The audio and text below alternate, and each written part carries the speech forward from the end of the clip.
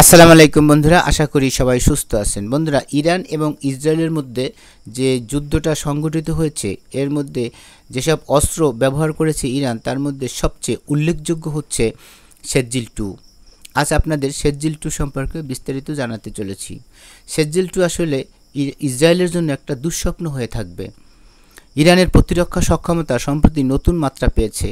True promise 3 অভিযানের দ্বাদশ পর্বে ইসলামিক বিপ্লবী গার্ড কোর আইআরজিসি প্রথমবারের মতো শক্তিশালী শেরজিল-2 ব্যালিস্টিক ক্ষেপণাস্ত্র ব্যবহার করেছে।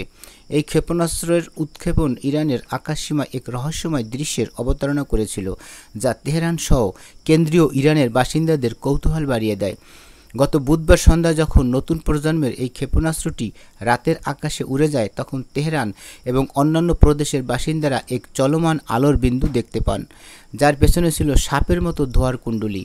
এক পর্যায়ে এই উজ্জ্বল বস্তুটি একটি অগ্নিগোলকে রূপান্তরিত হয় এবং তার গতিপথ এগিয়ে যায়। আকাশে এঁকে দেয় এক কোবরার মতো বক্রপথ। অজানা এই দৃশ্য দেখে উৎসুক জনতা প্রথমে ধারণা করেন এটি হয়তো ইরানের বিমান প্রতিরক্ষা ক্ষেপণাস্ত্র, কোনো শত্রু ক্ষেপণাস্ত্র, অথবা এমনকি কোনো প্রাকৃতিক ঘটনা যেমন উল্কাপাত হতে পারে। তবে এর পশ্চিমমুখী গতিপথ দ্রুতই সত্য উন্মোচন করে। এটি ছিল ইরানের ক্ষেপণাস্ত্র, যা ট্রু প্রমিস 3 এর অভিযানের অংশ।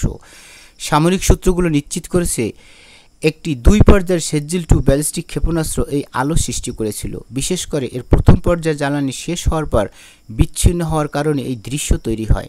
আইআরজিসির জনসংযোগ দপ্তর এক বিবৃতিতে জানিয়েছে যে ট্রু প্রমিস 3 অভিযানের দ্বাদশ পর্ব অতি ভারী দীর্ঘপাল্লার 2 পর্যায়ের শেরজিল ক্ষেপণাস্ত্র নিক্ষেপের মাধ্যমে শুরু হয়েছিল।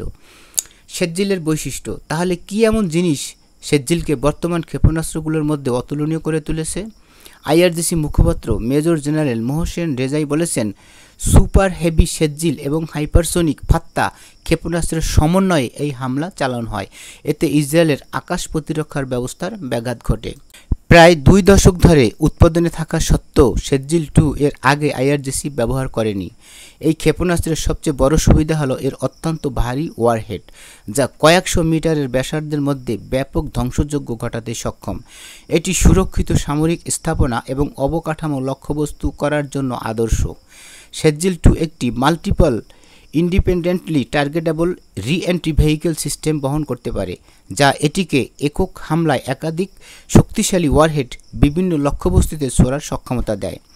আরেকটি মূল শক্তি হলো এর বর্ধিত পাল্লা, যা এটিকে ইরানের প্রায় যে কোনো স্থান থেকে উৎক্ষেপণ করার সামর্থ্য দেয়।